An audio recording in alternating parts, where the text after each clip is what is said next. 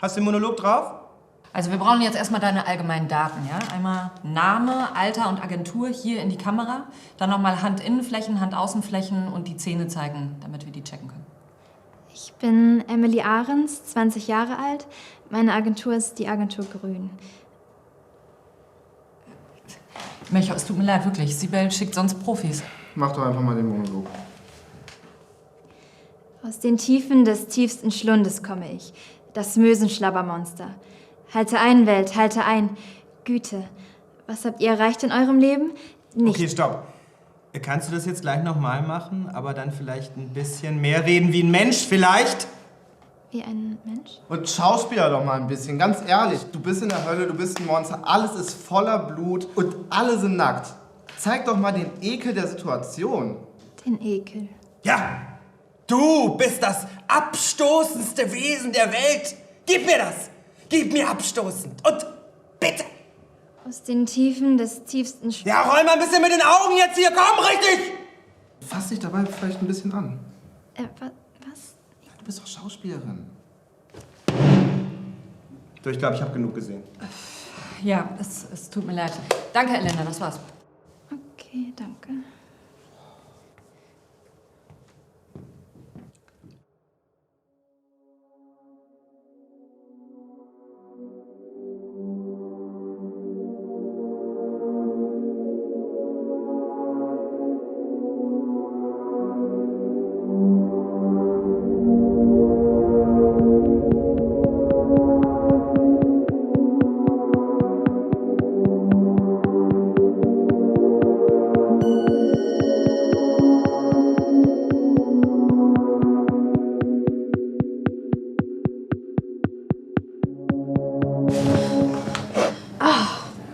Maus.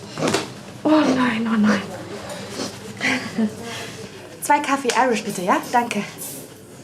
Oh, Mädchen, ist doch alles halb so wild. Guck mal, Günther hat mich gerade angerufen, das geht alles klar mit den Fotos für nächste Woche. 520 € Rabatt wie immer. Ich finde, da kann man nicht meckern, oder? Und dann ist da ja noch der Toyota-Spot. Die haben immer noch nicht abgesagt. Das ist auch ein gutes Zeichen. Ich wollte diesen Film. Ach, wir finden schon das Passende für dich. Es gibt auch wieder eine neue Edeka-Ausschreibung. Die machen doch immer geckige Spots, hm? Ich will keine Werbung. Ich will was Richtiges. Kunst. Ich will Teil von was sein, was Bedeutung hat. Von was Perfektem. Du, ich würde mal Jungformat nicht unterschätzen, Mausi. Was die da machen, ist schon fast Kunst. Und die Spots gehen immer tierisch ab.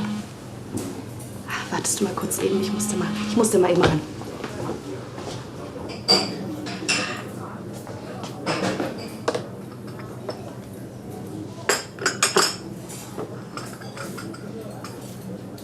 Was? Warte.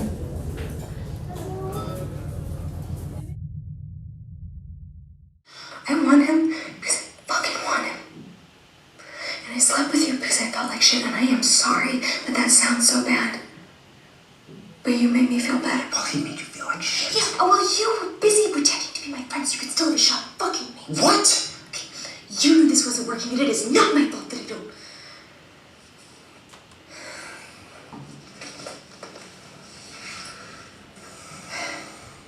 We had sex, yes. And it was great sex, but it didn't change anything. Obviously, we have chemistry. Or we wouldn't have started dating in the first place, but it's not enough.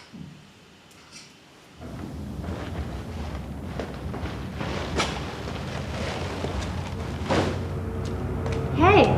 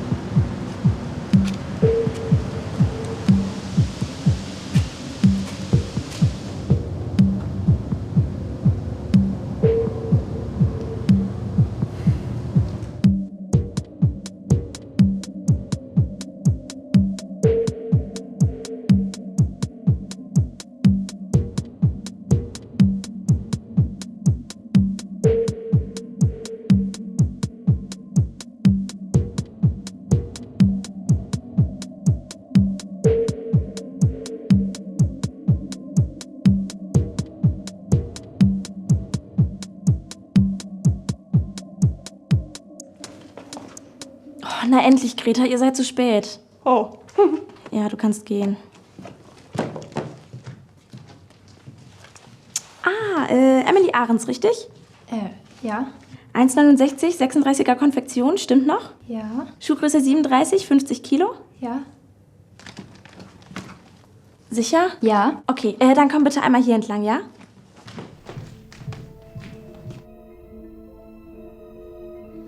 Emily, richtig? Ja? Deine Eltern sind tot? Woher? Und sonst hast du auch niemanden, oder? Keine Pflegeeltern, keine Familie, keine engen Freunde.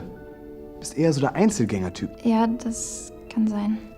Oh, Baby. Ist nicht schlimm. Bald hast du ja uns. Hast du einen Freund? Auch nicht, ne? Bist Single. Ja? Gut, super. Hast du uns auch was vorbereitet oder sollen wir uns deine traurige Lebensgeschichte hier anhören? Was? Spreche ich undeutlich? Mich interessiert nicht, wen du fickst. Was hast du mitgebracht? Ich hab ehrlich gesagt nichts. Einfach irgendein Monolog, Kleines. Irgendwas, was du kannst. Ganz egal was. Okay, also. Aus den Tiefen des tiefsten Schlundes komme ich. Das Mösenschlabbermonster. Halte ein, Welt. Reicht. Stopp. Danke. Willkommen in der Familie. Herzlichen Glückwunsch. Du hast den Job.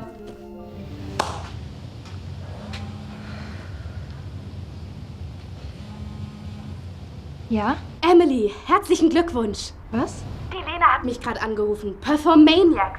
Du, ich muss ja zugeben, ich bin ein bisschen eine Banausen im Theater und ich habe auch noch nicht viel von denen gehört, aber die scheinen echt gut rumzukommen. Durch ganz Europa. Die Lena? Eine ganz nette, wirklich. Mensch, du musst ja richtig umgehauen haben beim Casting. So schnell läuft es ja sonst nie mit den Zusagen. Das Casting? Du meinst, wo ich gerade eben war? Wie, gerade eben erst? Das war das merkwürdigste Erlebnis meines Lebens gerade. Die sind gruselig. Ich will nicht bei denen mitmachen. Aber hör dir erst mal die Kondition an. Okay. Pass auf, es sind 2 Wochen Probe, davon 7 Aufführungen, also insgesamt 3 Wochen Arbeitszeit, mit Option auf Verlängerung, was dann Europatournee bedeuten würde. Ich weiß nicht. Warte mal, lass mich ausreden. Für die erste Probenphase und die 7 Aufführungen ist die Gage, halt dich fest, 70.000 Euro, Emily. Hörst du mich, Emily? 70.000 Euro. So was habe ich im Theaterbereich noch nie erlebt. 70.000 Euro.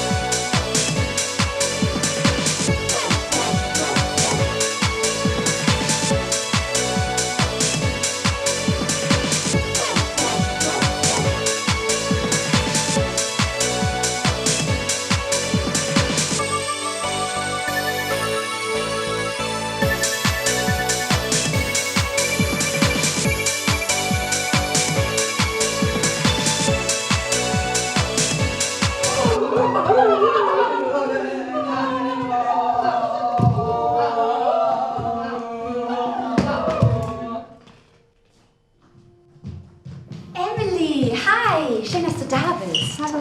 Na, lass dich nicht einschüchtern. Ist immer komisch, neu in so eine Gruppe zu kommen, oder? Ja, komm, ich stell dir einfach mal alle vor. Hatte ich ja nicht schon irgendwer gebrieft? Wie meinst du? Naja, was das Sugar nicht ist und so. Du hast bis jetzt nur 70.000 Euro gehört und direkt zugesagt? Völlig okay. War bei mir damals genauso. Wir machen interaktives Theater. Also nicht einfach eine Schaubühne zum Draufgucken, sondern eine richtige Erfahrung fürs Publikum. Theater zum Reingehen. Okay. Das ist die erste Station, in die man reinkommt. Drogen. Geleitet wird sie von Mia hier. Hallo. Iss oder trink nie etwas, was sie dir anbietet. Hallo! Greta kennst du ja schon, die ist nicht ganz da, aber nett. Du. Da ist die Homophobie-Station. Es geht um Sprachverbote und Tabus an unserer Performance. Kunst darf alles, ist das Motto. Das ist Lara. Ja, Lara ist komisch, aber die schafft das Geld ran. Hier ist die Rassismusstation. Geleitet wird sie von Linda. Hi, Linda.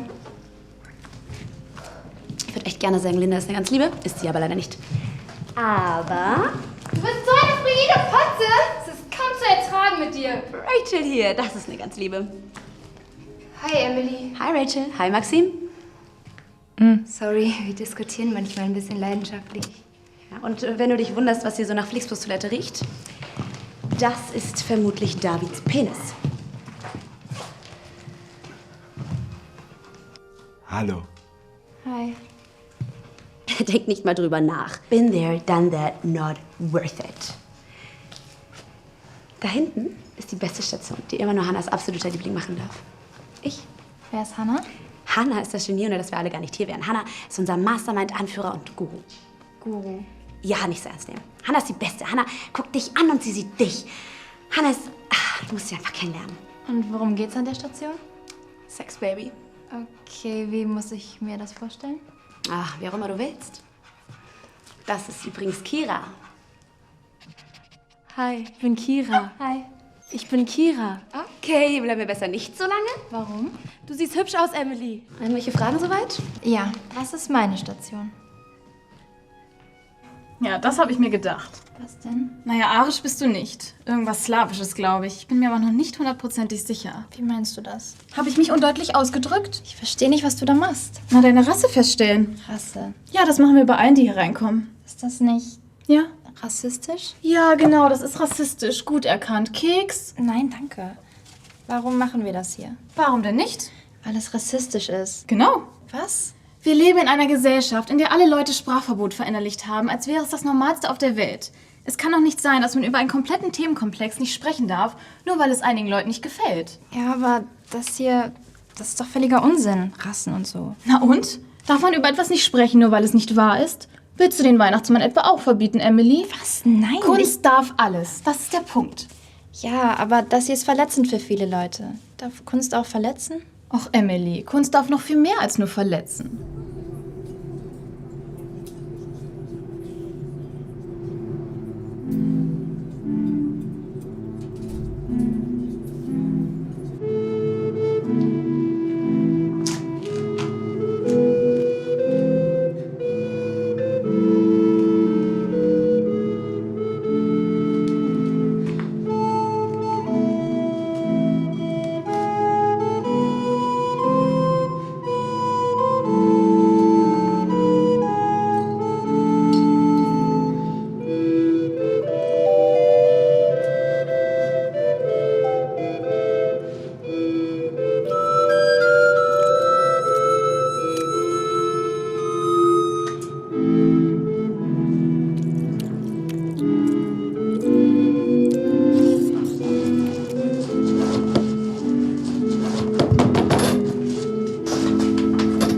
Hi. Hi.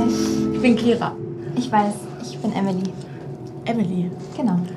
Du siehst hübsch aus, Emily. Danke. Du auch, Kira. Deine Haut sieht weich aus. Darf ich mal deine Wange anfassen?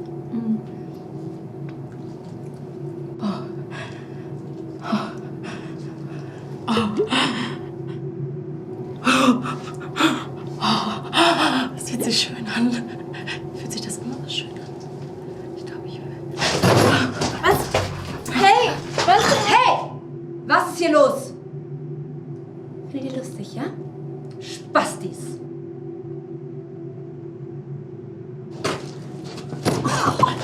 Komm, wir hin.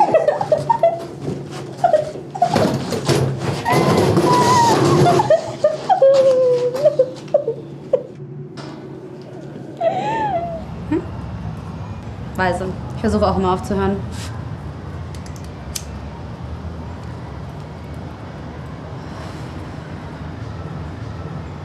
Sorry, das war wahrscheinlich ein bisschen gruselig gerade. Das war komisch. Ja, Kira ist speziell. Eigentlich sehr lieb, aber manchmal wird sie sehr aufgeregt.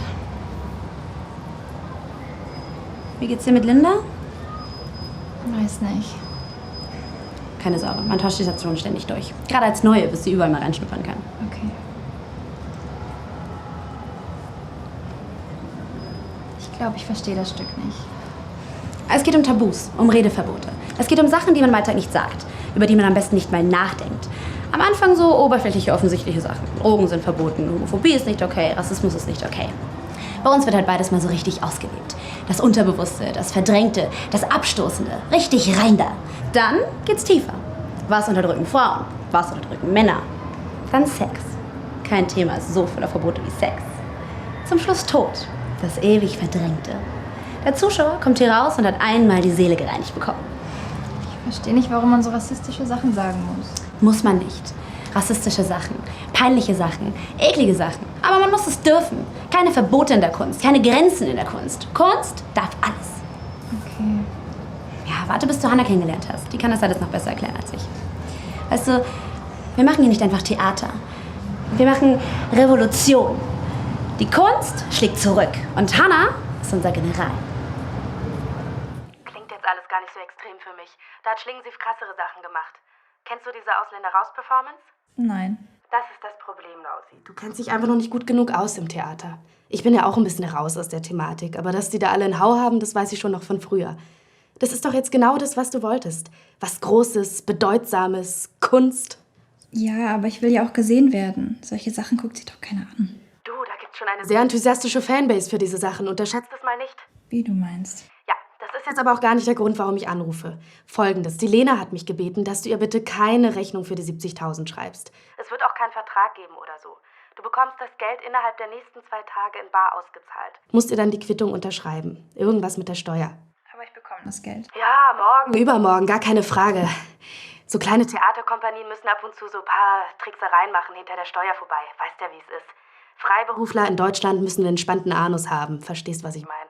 Ja. Weil der Staat uns ständig in den Arsch fickt. Ja, also von meiner Seite Ist dann jetzt auch alles klar. Gibt's für dich noch was zu klären? Ich muss jetzt noch ein bisschen Recherchearbeit machen. Nein. Wunderbärchen. Gut's Nächtle, Herr Spechtle. Ja.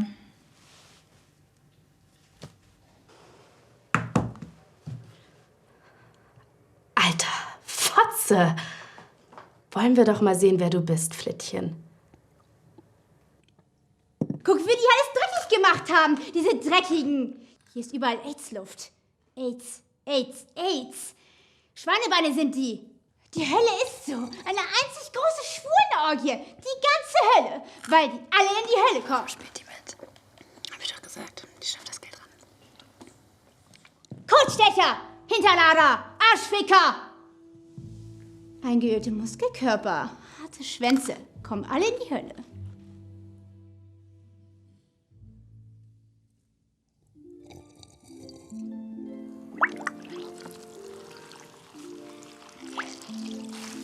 Hallo. Ich wollte mich nur mal vorstellen. Ich bin Emily. Intensive erste Tage irgendwie. Wie lange bist du schon dabei? Eine Weile. Ich hoffe, ich lebe mich bald ein. Im Moment ist vieles echt noch komisch. Ich habe Hannah noch gar nicht kennengelernt. Kommt die nie zu den Proben? Die ist doch die Regisseurin, oder? Sie ist mehr als das. Ja, das hat Samira auch gesagt. Klingt ja spannend. Ich hoffe, ich lerne sie bald kennen. Meine Agentin sagt, es gibt keinen Vertrag und man soll auch keine Rechnung schreiben. Und ich würde das Geld einfach heute oder morgen in bar bekommen. War das bei dir auch so? Ist immer so. Du holst dir das Geld rein, habe ich gehört. Bist du so die Produzentin? Nicht direkt.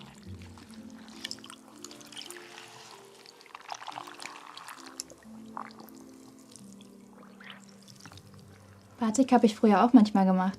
Ist eigentlich voll cool, sollte ich auch mal wieder machen. Früher in meiner Klasse, da gab es einen Jungen, Malte. Alle waren verliebt in den und auf der Klassenfahrt hat er mir ein Batik-Shirt gemacht. Ich habe das, glaube ich, noch irgendwo.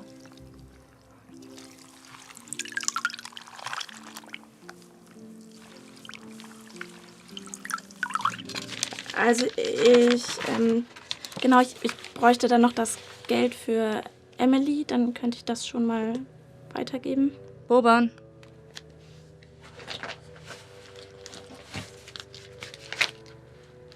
Danke. Alles läuft nach Plan? Soweit ich das beurteilen kann. Gut. Wie ist denn die Lage bei Samira? Also leider nicht so gut. Also sie war gestern und heute. Also eigentlich ist sie immer betrunken. Ein Jammer. Ich glaube, es wäre nur verantwortungsvoll, wenn man ihre Station, also wenn man die umbesetzen würde. Sie hatte halt auch mit mindestens 11 Zuschauern während der letzten 3 Vorstellungen Sex. Kunst darf alles. Ja, gut. Trotzdem, die Station ist so wichtig, um sie einer Säuferin zu überlassen. Ich werde mir was überlegen. Du bist dann fertig. Danke.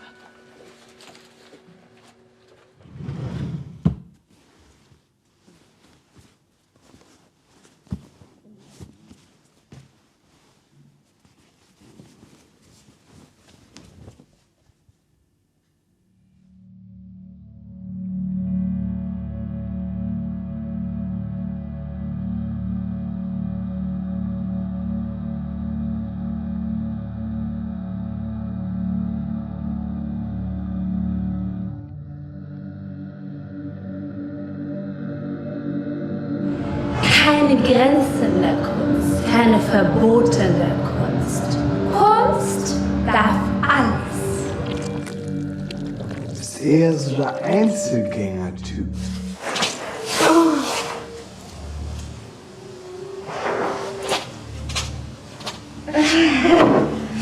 Ja, das kann sein. Sag mal, Mädchen, wäre das für dich okay, wenn du für die Rolle so 10 bis 20 Kilo zunimmst? Deine Eltern sind tot? Einmal eine hübsche Schauspielerin, nicht immer fette, behaarte Leute, die da irgendwie durch dein Bild tanzen. Aber dann würde das völlig gegen alles gehen, was ich auch sagen will. Frank, ich habe für diesen Film das Cover der St. Pauli-Nachrichten geklärt. Sonst hast du auch niemanden, oder? Keine Pflegeeltern, keine Familie, keine engen Freunde.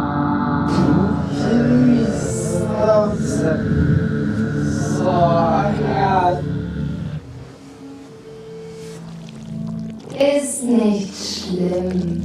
Bald hast du ja uns.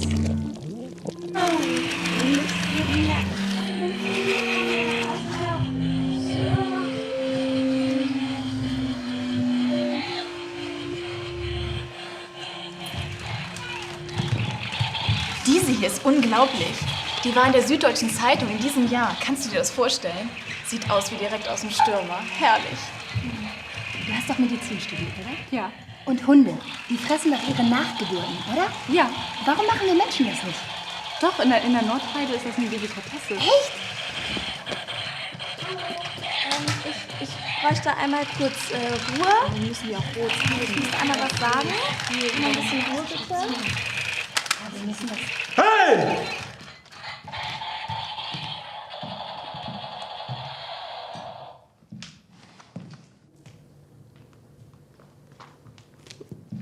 Danke. Also, Emily, ich habe hier einmal dein Geld. Genau, und jetzt habe ich noch eine Nachricht von Hannah. Und zwar Samira, genau. Also, du bist ja relativ oft betrunken und trinkst jetzt gerade auch schon wieder, sehe ich. Cheers. Ja, witzig. Hannah findet das aber gar nicht so lustig und deswegen, Maxim, übernimmst du die Sexstation und Samira, du hilfst Lara an der Homophobiestation. Was? Genau. Also soweit von mir. Ich lasse euch dann einfach alle weiterproben, ja? Was du gesagt hast, du Fotze! Ich hab eigentlich nur... Alles cool. Fickt euch doch! Ja, bis später.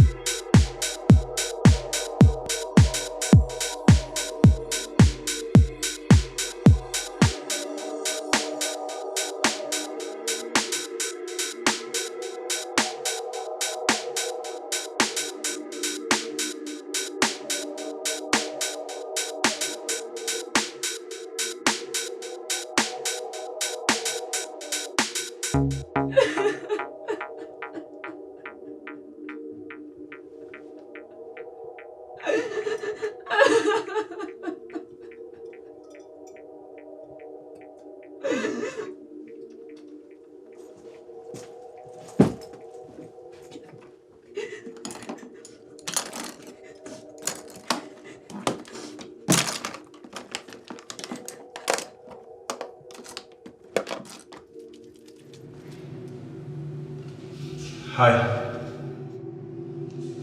Was willst du? Herzlichen Glückwunsch. Danke. Hart für Samira. I really don't care, do you? Ja. Also, Glückwunsch jedenfalls. War noch was? Ich hatte nur überlegt, Ja? die Sexstation. Also, wirst du... Ich meine, wie Samira das gemacht hat. Soll das jetzt eine Eifersuchtsattacke werden, oder was? Was? Ob ich an der Sexstation mit euch einen Randoms ficke, wie Samira die Herbe schleudert, geht dich einen Scheiß an. Ich mach, was ich will. Und ich schlag vor, du gehst jetzt wieder rein, setz dich in die Ecke und hältst dich von mir fern. Verstehen wir uns?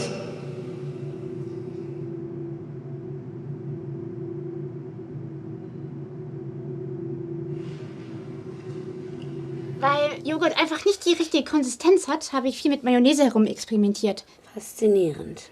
Wenn man Remoulade zum Beispiel nimmt, also die holländische, dann wird das so stückig. Kann man auch mal machen, um Geschlechtskrankheiten anzudeuten.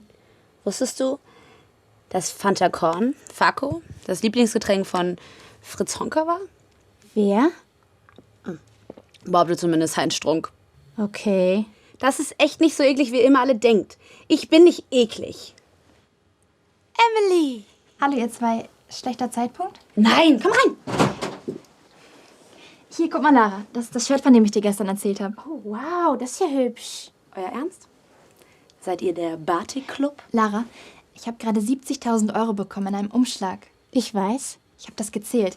Das hat lange gedauert, aber ich habe das alles nachgezählt. 70.000. Okay. Kein Theater hat so viel Geld. Doch. Genau. Ganz genau. Dieses hier. Wegen dir, oder? Naja. Nicht so bescheiden. Sarah macht die Kohle klar. Ja, stimmt schon. Unfassbar. Schauspielerin, Produzentin, Batikkünstlerin. Wie machst du das alles? Naja, manchmal ist schon ein bisschen viel, aber man tut, was man kann. Wow. Einfach wow. Du, Lara, kann ich dich mal was fragen? Klaro. Das mit dem Geld, wie machst du das? Also pass auf. Alte Leute haben ja viele Probleme, weiß man ja. Dann melden sich die Familienangehörigen nicht mehr. Die hören nicht mehr so gut. Die vergessen Dinge. Das ist manchmal echt tragisch, wie verzweifelt und einsam die oft sind. Ach du je, wie sind wir denn auf das Thema gekommen? Da muss ich kurz geschlafen haben. Passt gut auf.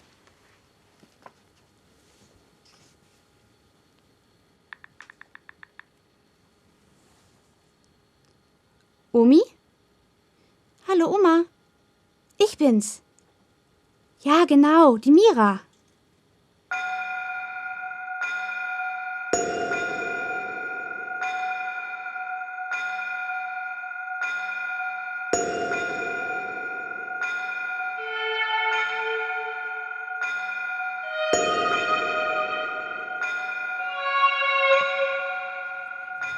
Ach, Mausi, das klingt ja alles wunderbar. Ja, langsam macht's richtig Spaß. Ich habe auch schon mit Gernot gesprochen, der hat schon zugesagt für die Premiere. Und ich höre mich noch ein bisschen um. Ich krieg bestimmt noch ein paar andere Caster dahin. Nicht gut? Ich Weiß nicht, das Stück ist halt merkwürdig. Willkommen im Theater. Ja, schon klar, aber ich muss halt echt rassistische Sachen sagen zum Beispiel. Mausi, glaubst du, im deutschen Film hat irgendwer ein Problem mit Rassismus? Das ganze Genre der ZDF-Afrika-Filme würde wegfallen. Na, wenn du meinst. Ja, ich mein. Und jetzt mach dir mal wirklich keinen Kopf und genieß ein bisschen die Zeit, während ich mich darum kümmere, dass wir längerfristig was davon haben. Okay. Cheersies. Cheers.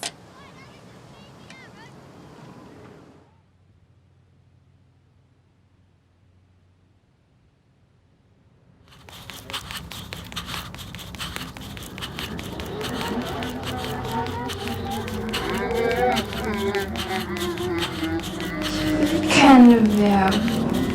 Ich will was Richtiges. Kunst. Ich will Teil von was sein, was Bedeutung und was perfekt sein.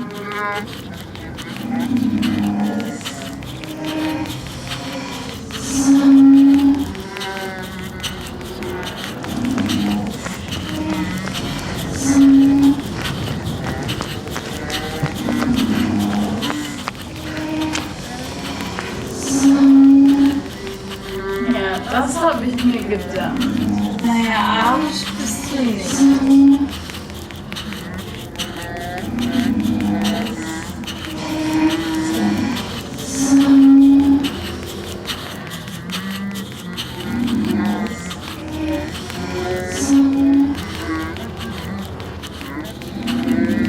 Ich will gesehen werden.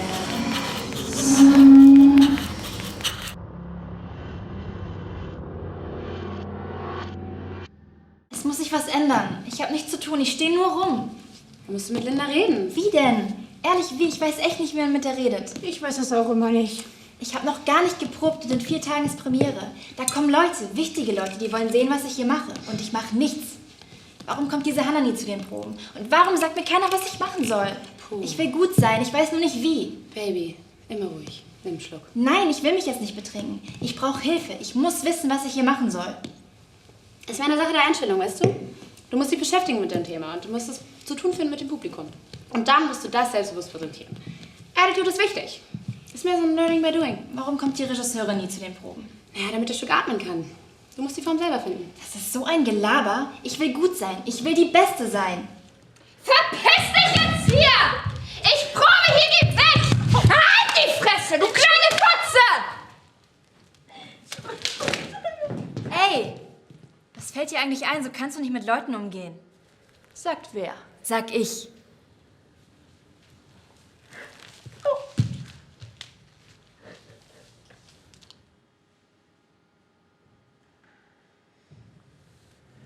Okay. Wie auch immer. Da, Attitude. Das ist, was ich meine.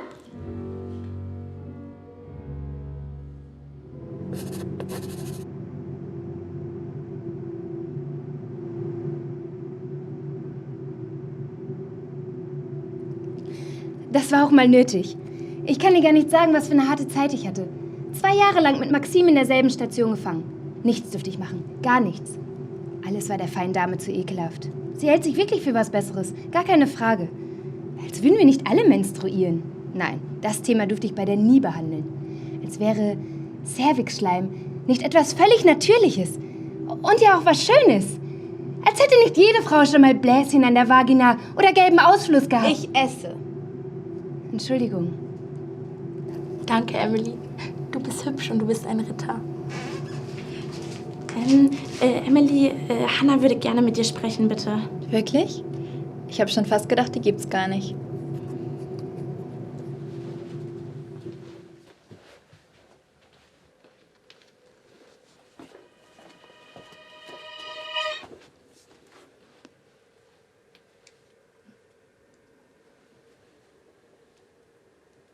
Ich habe mich noch gar nicht vorgestellt. Ich bin Hannah.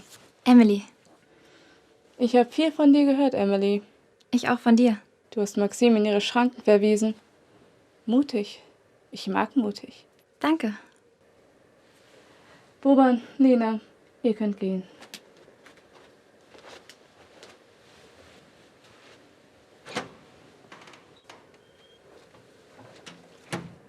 Warum bist du hier? Du hast mich herbestellt? Ich meine hier im Theater. Ich will gesehen werden. Nackt? Was? Ob du nackt gesehen werden willst? Ich weiß nicht, wie du das meinst. Kannst du dich ausziehen? Grundsätzlich? Hier, jetzt? Zieh dich aus. Wusstest du, dass ich auch singen kann? Ja, kann ich nämlich. Pass auf.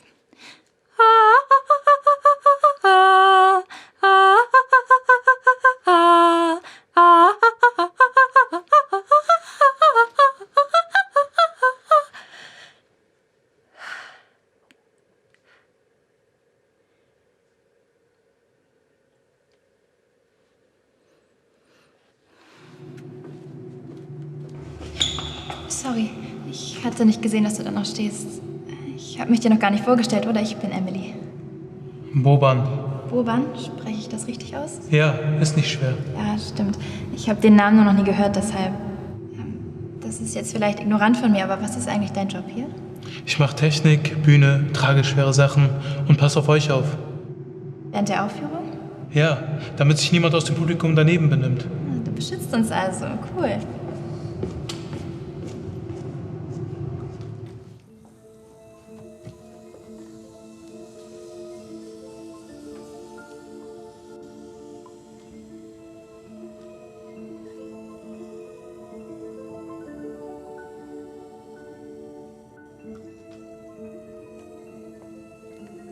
Ich will nach Hause. Gar kein Problem.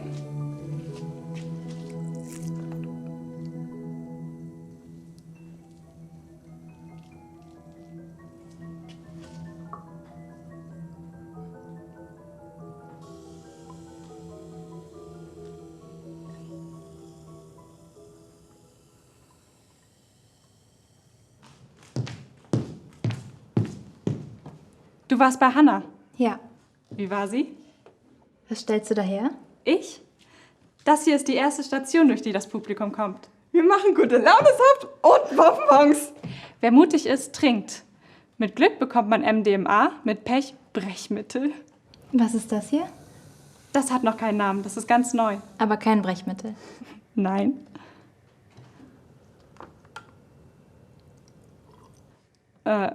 Gleich so viel?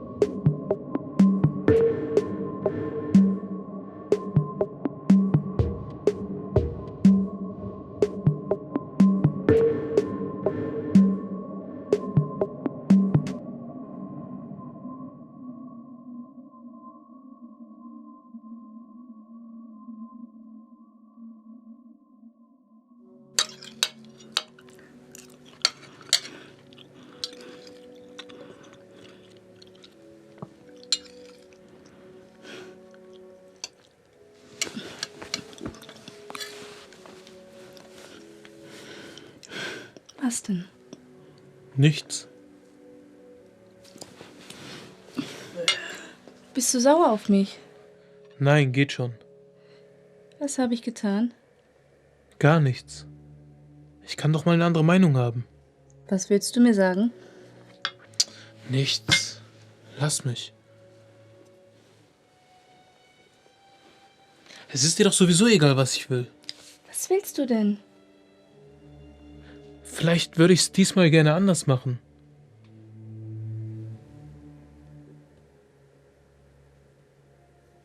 Du bist verliebt? Nein, Ich soll meine Kunst hinten anstellen, weil du ficken willst. so ist das nicht. Verarsch mich doch nicht. Du würdest die Integrität der ganzen Gruppe korrumpieren, nur weil dich ein hübsches Gesicht angelächelt hat und du deinen Schwanz da reinstecken willst.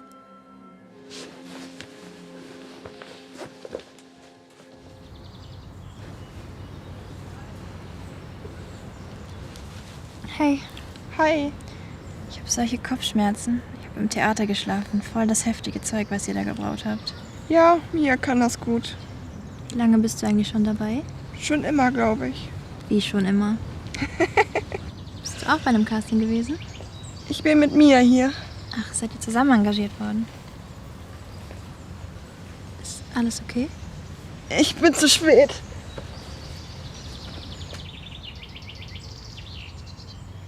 Ach, Mausi, das klingt so süß irgendwie. War das dein erstes Mal? Ich habe mal gekifft mit meinen Klassenkameraden früher. Aber sowas habe ich noch nie gemacht. Super. Kommst richtig an in der Truppe, ne? Ich glaube. Guck mal die hier, die sieht doch aus wie eine Schlampe, oder? Weiß nicht. Wieso? Aber mindestens sieht die aus wie 40, findest du nicht? Ja, weiß nicht. Also ist die jetzt attraktiver als ich oder nicht? Was? Nein. Natürlich nicht. Du bist viel hübscher. Findest du? Ah. Na gut. Fridolins Neue, glaube ich. Klares Downgrade. Sehr schön. Aber sonst läuft alles gut bei dir, ja? Naja, es ist vieles auch komisch. Ich habe die Regisseurin kennengelernt und die war regelrecht gruselig. Und dieses Mädchen, was da bei uns mitmacht, ich weiß nicht mal, ob die schon volljährig ist. Ja, ja. Mensch, das klingt alles so wunderbar, meine Süße. Guck mal, der Arsch. Ist nichts, oder? Hm.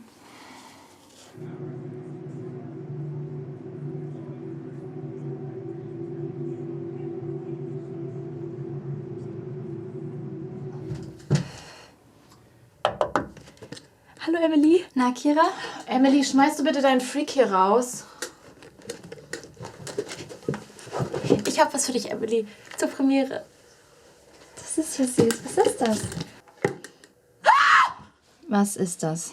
Ein Herz. Ich hab dir ein Herz geschenkt. Wo kommt das her? Aus einer Ratte. Es ist von einer Ratte, die in meiner Garderobe gewohnt hat. Ihr Name war William. Ich hab ihr das Herz rausgeschnitten und dir geschenkt. Raus.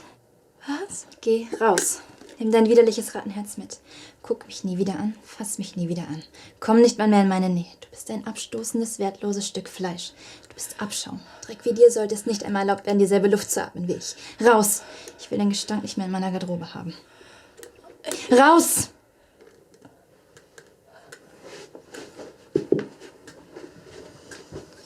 Das war gut. Der Kopf. Ein Haus voller verschlossener Räume. Und seht, ihr steht im Eingangsbereich. Ihr kennt ein paar Räume eurer Geisterhäuser. Das Badezimmer, das Schlafzimmer, das Wohnzimmer auch. Aber wart ihr schon mal auf dem Dachboden? Ich glaube nicht. Wäre es aber nicht interessant, sich mal den Dachboden genauer anzusehen? Oder die Küche? Oder die Abstellkammer? Vielleicht ist es auch gar keine Abstellkammer. Vielleicht ist dort ein Tunnel, der zu einem Raum führt, den ihr noch nie im Leben gesehen habt. Vielleicht lebt da drin ein Ghoul. Vielleicht könnt ihr auch sogar Freunde werden. Findet es raus. Hier und heute. Trinkt etwas, nehmt Bonbons und geht auf Entdeckungsreise. Na, wer traut sich, hä? Ja, ne? Mal los. Cheers.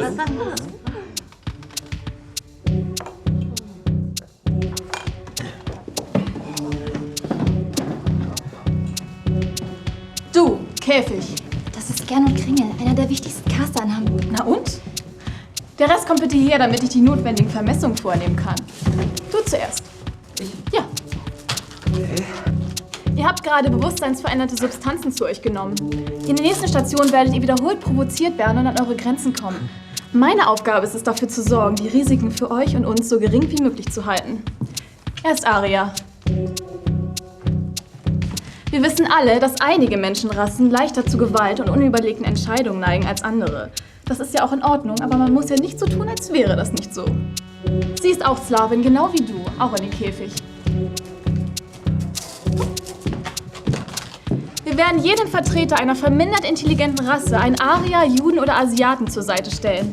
Wobei 2 Asiaten natürlich auf ein Exemplar einer körperlich fitteren Rasse kommen, versteht sich. Ja, sie ist auch Arierin.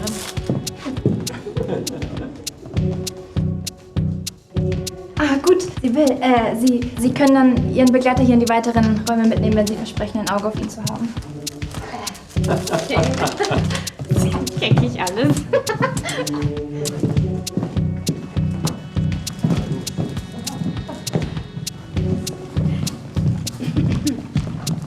Willkommen in der Hölle, wo die Homos hinkommen. Willkommen, willkommen. Wir wollen eine saubere Hölle. Die, wie es stinkt, das ist der Gestank der Sünde. Die immer durcheinander gefickt. Die ficken immer wild durcheinander, wie Tiere. Na gut, was sollen wir jetzt damit machen? Keine Ahnung. Ist es auf?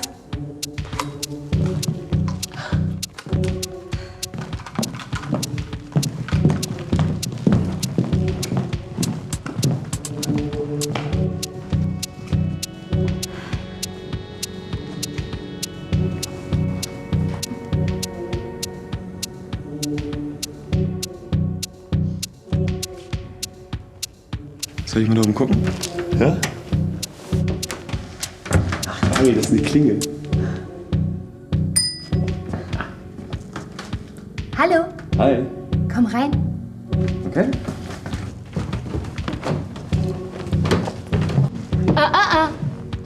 Nur wer die Klitoris findet, darf reinkommen. Grundregel. Möchtest du dich zu mir setzen? Ja? Du kannst dich gerne ein bisschen ausziehen. Okay. Du hast doch keine Angst vor Blut, oder? Nee. Die Menstruation einer Frau ist ja auch etwas Wunderschönes.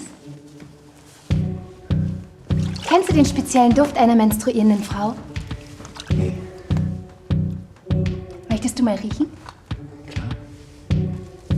Die habe ich alle gesammelt. Von Göttinnen aus meinem Umfeld. Weißt du, jede Frau ist eine Göttin. Das riecht man, oder? Mhm. Ja.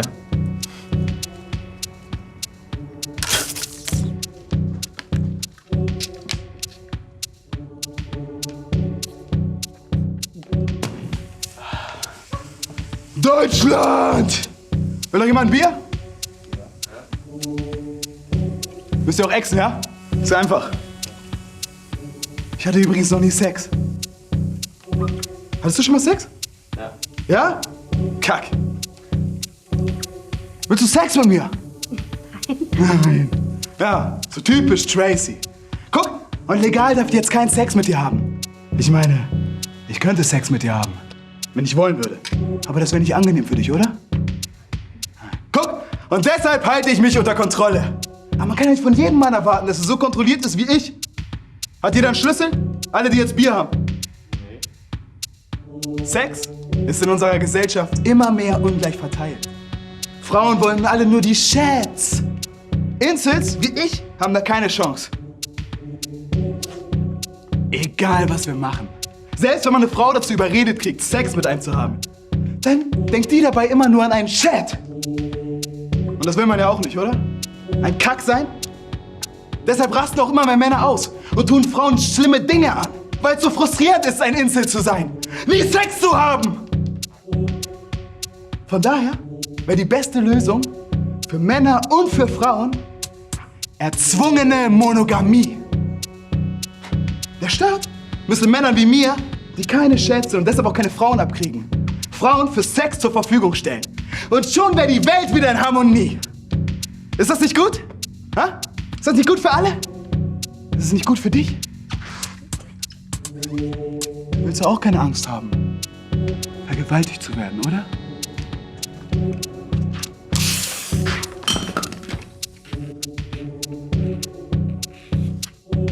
Prost!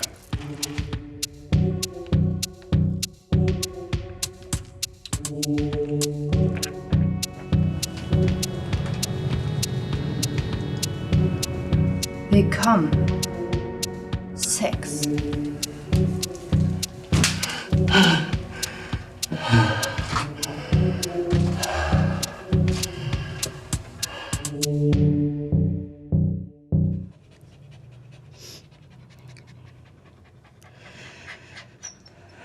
In Dörfern, in denen es keine Ausländer gibt, gibt es die meiste Ausländerfeindlichkeit. Statistischer Fakt. Man hat immer am meisten Angst vor dem, was man nicht kennt. Man sagt, wir haben immer mehr Angst vor dem Tod, weil wir ihm immer weniger begegnen. Früher haben die Großeltern bei Familien gelebt und sind vor sich hingestorben, während die Kinder drumherum getobt sind. Angeblich haben die viel weniger Angst vor dem Tod gehabt als wir, weil sie ihn besser kannten. Ich habe 4 gute Freunde sterben sehen. War komisch. Würde man denken, man ist dann so voll traurig und total neben sich, so ganz anders eben. Aber als Jonas aufgehört hat zu atmen, habe ich gar nichts gefühlt. Ich habe nur gedacht, scheiße, jetzt muss ich die Schicht morgen alleine machen. Ich meine, ich war super high, als das passiert ist, aber ihr wisst schon, es ist irgendwie enttäuschend. Letztes Jahr ist meine Oma gestorben. Aber ich bin irgendwie aus Stein. Da regt sich nichts in mir. Der ist süß, oder? Der hat niedliche Pfötchen. Ja, der ist Ulrich. Ich hab den so lieb.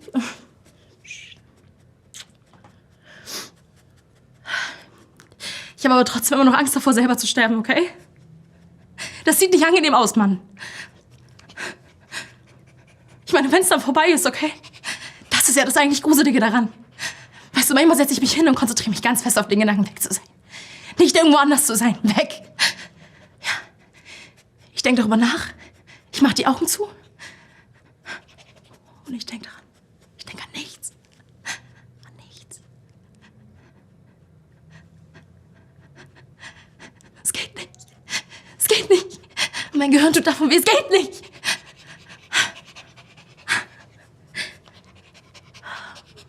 Schaut mal, wie er sich ankuschelt. Wisst ihr, wenn es sowas wie den Himmel geben würde, dann wäre der voll mit süßen Hundewelpen. Man würde den ganzen Tag mit ihm kuscheln.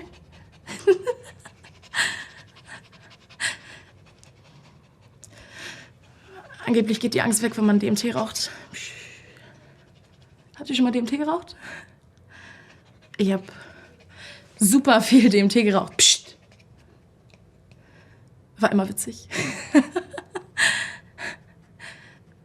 Aber die Angst ist noch da. Die Angst ist noch da. Ihr habt jetzt auch schon einiges durch heute, oder? Ihr seht jedenfalls krass durchgefickt aus. Also, das meine ich gar nicht wörtlich. Also, es kann ja sein. Das weiß ich ja nicht. Wollt ihr mal was Krasses sehen? Wie wäre es, wenn ich Ulrich den Kopf abschneide? Wäre das krass? Soll ich? Soll ich? Ja.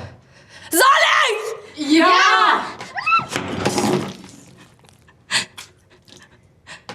Und? Fühlt ihr was?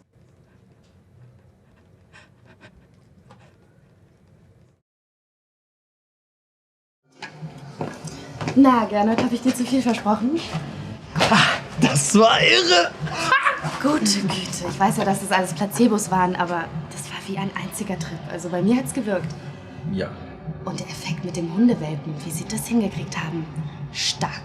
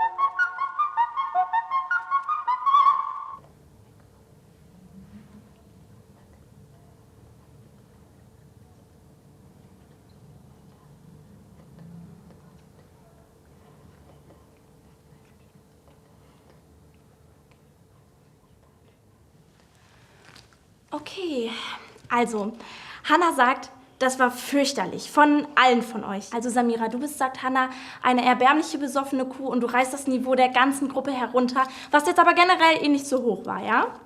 Lara, du bist eine Blamage und sollst der Bühne künftig fernbleiben. Wie siehst du überhaupt aus? Ekelhaft. Maxim, also Hannah bittet dich um viel mehr Sexappeal und viel weniger Leberwurst, okay? David. Also, da wir alle wissen, dass du, anders als deine Rolle, gelegentlich kopulierst, legt Hannah dir eine Vasektomie ans Herz, damit sich so etwas wie du nicht wiederholt. Linda, dir sagt Hannah, bring dich um. Also Mia, es leuchtet Hannah nicht ein, wie du mit dir überhaupt leben kannst. Und die Empfehlung für dein Haustier lautet einschläfern. Rachel, man möchte brechen. Bitte geh. Kira, also Hannah kann den erbärmlichen Gestank deines Elends einfach nicht mehr ertragen. Sie bietet aber an, dir wieder Heroin zu besorgen, damit das Ganze endlich ein Ende finden kann, okay? Und Emily, also Hannah würde gerne den wirklich fest verankerten Stock aus deinem Arsch ziehen und sei es nur in der Hoffnung, dabei Wunden in deinem Darm aufzureißen, an denen du verbluten mögest. Das würde dir doch wirklich sehr gefallen. Genau, also soweit das Feedback. Habt ihr noch Fragen dazu? Dein Ernst? Hannah wird bitte immer durch mich adressiert. Wie lächerlich ist das denn? Du kannst deine alberne Scheiße nicht mal selber äußern. Was ist eigentlich falsch mit dir, du hässliche Fotze? Also, ich meine ganz im Ernst, was ist eigentlich dein Wert? Die ganzen Proben lang warst du nicht da.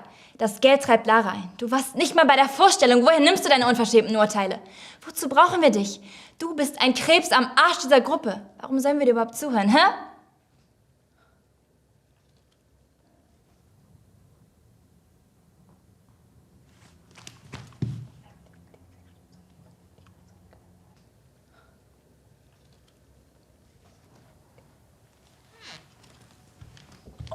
Okay, also Maxim, du betreust künftig mit Linda zusammen die Rassismusstation und Emily, herzlichen Glückwunsch, du übernimmst die Sexstation. Genau. Was zur Hölle? Das war ja unglaublich. Herzlichen Glückwunsch, Baby.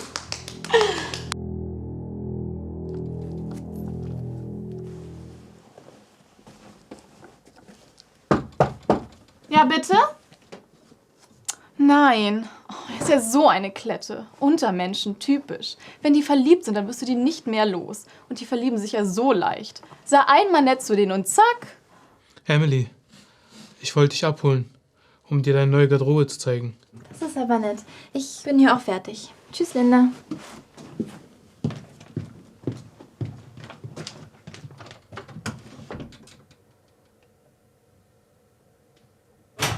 Ich weiß eigentlich auch selbst, wo die Garderobe ist. Hör zu, wir müssen kurz reden. Oh? Du musst auf dich aufpassen. Diese Leute, meine Schwester, die sind nicht harmlos. Hannah ist deine Schwester? Findest du nicht, dass sie zu weit gehen mit dem, was sie hier machen? Den Leuten Drogen geben am Eingang. Was Kira mit den Tieren macht. Das ist halt Theater. Das musst du doch besser wissen als ich. Kunst darf alles. Es geht ja darum, ein Statement zu machen. Ja, das ist ihr Slogan. Kunst darf alles. Alles, Emily. Verstehst du? Ja, ich glaube, ich habe jetzt richtig verstanden, die ganze Philosophie. Ist faszinierend, oder nicht? Ich fühle mich ganz energetisiert. Pass auf dich auf, ja? Natürlich. Und du passt ja auch auf mich auf, oder? Ich versuche es. Du bist so süß.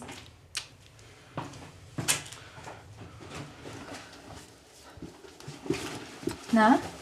Sprich nicht mit mir, du kleines Miststück. Hey, hey, warum so feindselig? Ich hab dir doch nichts getan. Warte mal. Ich will nicht, dass das zwischen uns steht. Ich habe mir das ja auch nicht ausgesucht und Vielleicht tut dir das ja auch ganz gut, mal so eine Weile an einer etwas kleineren Position. Dann hast du noch mal mehr Zeit, auch nachzudenken und den Spirit von unserer Gruppe wieder mehr zu verinnerlichen. Ich kann dir da auch helfen. Wenn du reden willst, dann bin ich jederzeit für dich da. Ich habe auch echt gebraucht, so richtig zu verstehen. Und dahin zu kommen auf das Niveau, auf dem ich jetzt bin, das ist mir nicht einfach zugefallen. Das kannst du auch schaffen. Jetzt bin ich halt der Star, aber ich bin mir sicher, du kannst auch irgendwann mal wieder dahin kommen. Du blickst einfach noch gar nicht, worum es geht. Kann das sein? Du bist der Star? Mädchen, du bist hier das Opfer. Sie spielt nur mit dir. Sie will mich für irgendwas bestrafen. Es geht hier nicht um dich. Du bist noch nicht mal eine Nebendarstellerin. Du bist hier das Futter. Du hast noch gar nichts verstanden. Aber du wirst. Und dann wird es zu spät sein. Ich freue mich drauf.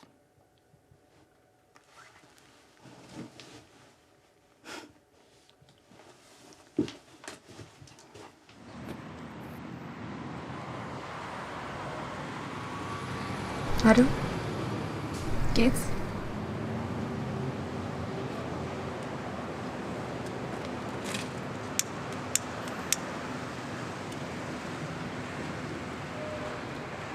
Glaub mir. Ich weiß, wie das weh tut. Aber du kommst darüber hinweg. Guck mal. Bin ich doch auch, hm?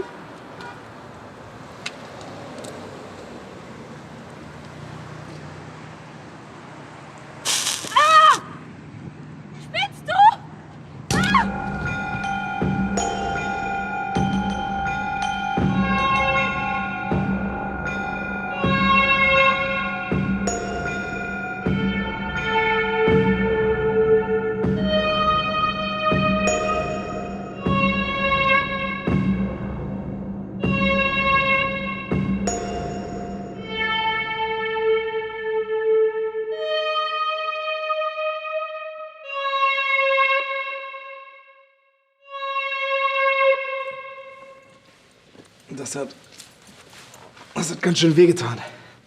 Gut. Ja, ich weiß nicht. So gut fand ich das nicht. Niemand zwingt dich. Ja, das stimmt. So ist das. Und ich glaube, ich möchte das hier nicht mehr. Bitte? Ich denke, wir sollen das hier nicht mehr machen. Ich will das nicht mehr. Du denkst, du machst gerade mit mir Schluss? Wenn man es so will, ja. Unfassbar! Wir waren noch nicht mal zusammen, David. Du bedeutest mir gar nichts. Du beendest hier nichts. Ja, wir hatten doch nie irgendwas. Das ist nichts hier. Wir sehen uns morgen im Theater, Maxi.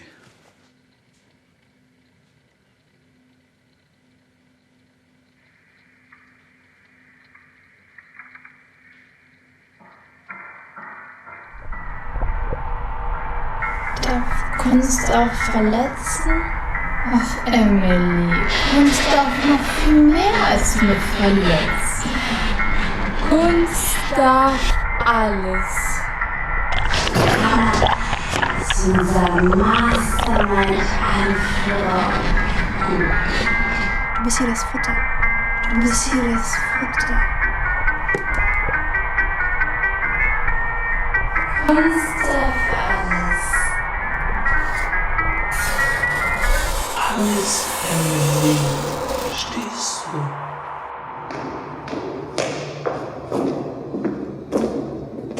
Du rauchst? Manchmal. Hast du dich schon eingelebt in deiner Station? Ist viel Verantwortung, aber macht Spaß. Machst du viele Veränderungen? Ich habe keine Zeit für. Ich habe das ungefähr so übernommen, wie Maxim das gemacht hat. Ja, kenne ich. Ich hatte letztendlich auch nicht genug Zeit, um alles mit reinzunehmen, was ich machen wollte. Was fehlt denn? Was mit Abtreibung, Fehlgeburten, Nachgeburten. Geburten allgemein hätte ich gerne gemacht. Geburten sind gruselig. Das stimmt. Ich hatte eine richtige Horrorgeburt damals. Du hast ein Kind? Hatte. Oh, das tut mir... Was ist passiert? Hab's gegessen. Sorry. Scherz. Schlechter Scherz.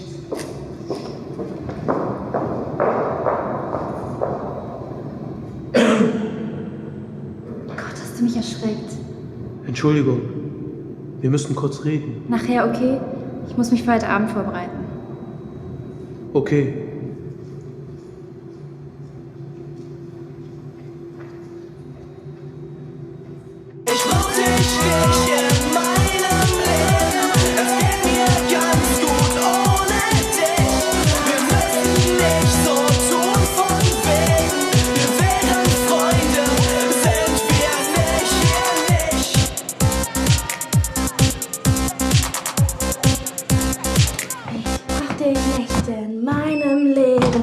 Geht mir ganz gut ohne dich.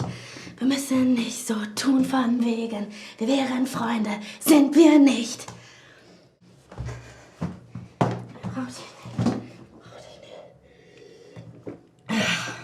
Wunderbar. Was haben wir denn hier stehen?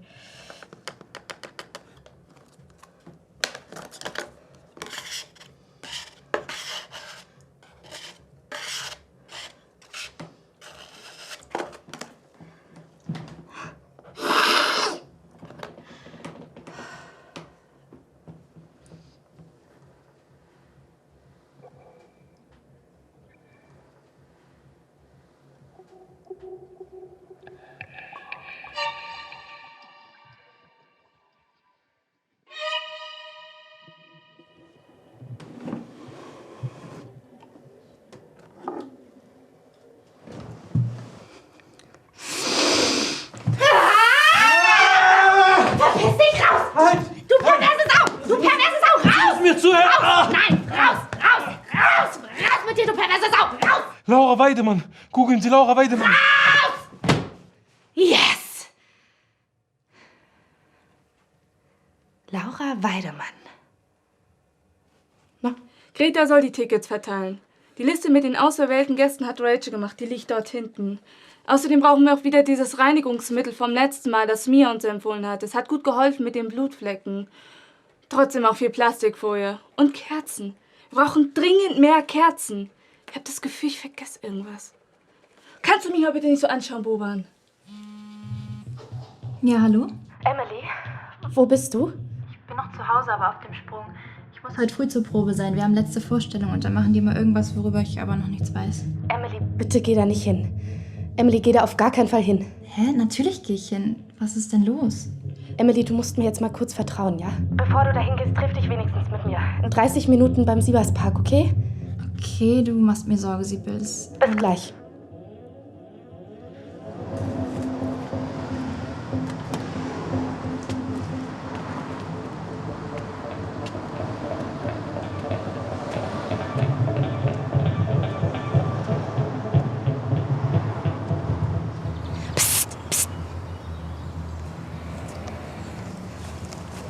Du siehst ja schlimm aus. Egal, Laura Weidemann. Was?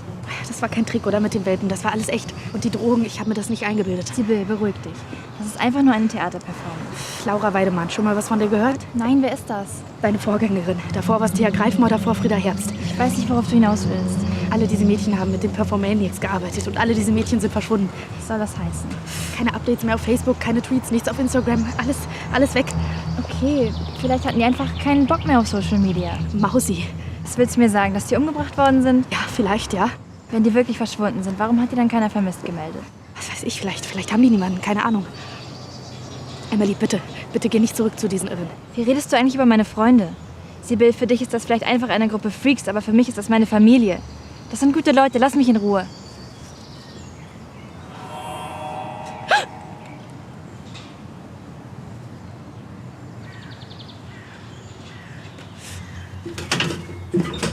Hallo Kira.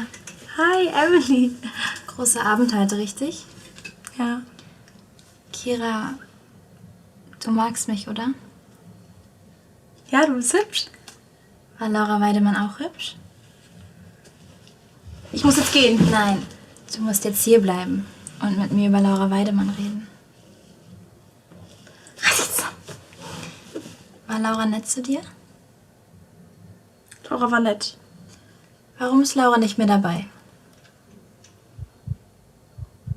Laura ist tot.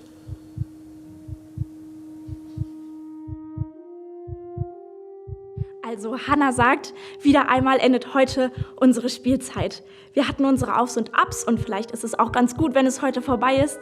Aber ihr wisst, der letzte Abend ist immer der wichtigste. Denn heute destillieren wir für alle Zuschauer, die offen sind für unsere Botschaft, die Essenz unserer Aussage in perfekte Kunst. Stéphane Charbonnier, Jean Cabu, Bernhard Verlag, George Wolinski, Theo van Gogh, Delbert Rodriguez, Karel Haschler. Immer wieder müssen Künstler für ihre Kunst sterben. Aber die Kunst schlägt zurück. Kunst darf alles. Du!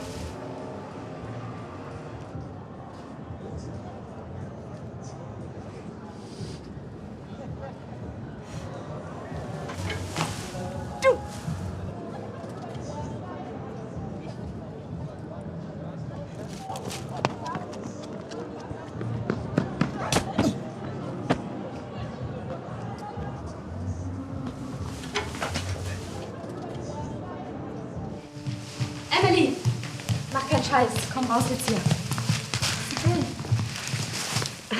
Das ist doch alles gruselig hier. Komm, Mausi, wir gehen.